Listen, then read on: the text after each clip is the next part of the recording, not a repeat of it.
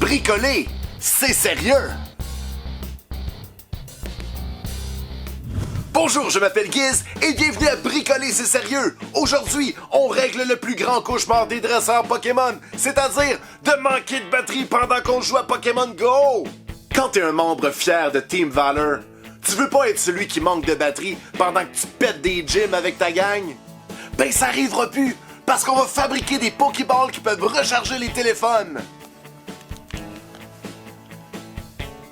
Et voilà, c'est parti! On va d'abord fabriquer un chargeur. J'ai choisi d'utiliser une batterie LiPo 3.7V ainsi qu'un chargeur USB LiPo.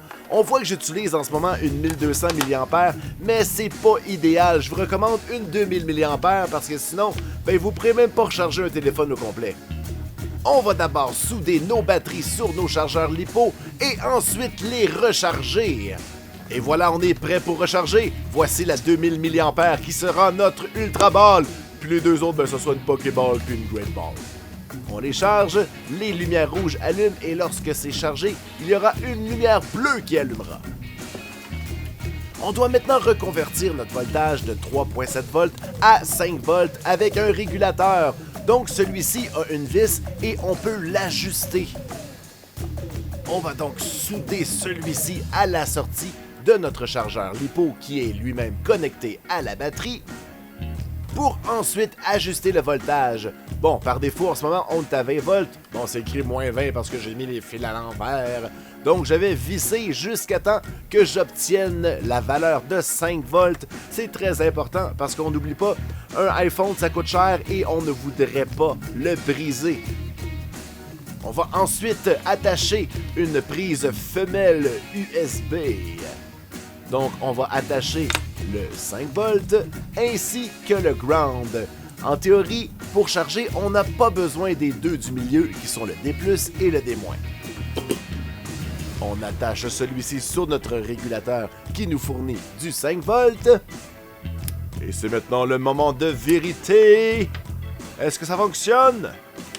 Non! Mais pourquoi donc? Dans un fil USB, il y a toujours 4 branches. Le 5V, le D+, le D- et le ground. Normalement, en branchant le ground et le 5V, c'est suffisant pour charger un appareil. Mais les appareils plus récents comme les iPhones ont besoin d'un voltage dans le D. C'est pour ça que ça fonctionne pas. On a besoin d'un voltage de 2 volts. Donc, si on se rappelle la bonne vieille formule V est égal à RI, donc si on veut un voltage à notre point A, ça va être égal à notre voltage total multiplié par notre première résistance divisé par la résistance 1 plus la résistance 2. On sait déjà c'est quoi les valeurs de voltage qu'on veut. Donc, on veut 2 volts au point A, que ce soit égal à 5 volts au total, multiplié par une résistance divisée par les deux résistances. Je vais prendre une résistance arbitraire parce que j'en avais déjà. Je vais prendre des 43K divisé par 43K. Ce sont des ohms, évidemment. Plus, il nous manque la résistance 2 à isoler. C'est parti, isolons R2. 5 volts multiplié par 43K ohms. On va diviser par le 2 volts de l'autre côté parce qu'on n'a plus de besoin. Et on va soustraire le 43K. On a tout fait ça dans notre tête parce qu'on est fort. Ça fait 64.5K ohms. Mais on va arrondir ça à 64K parce que 64K, c'est drôle. Et on va obtenir notre 2 volts.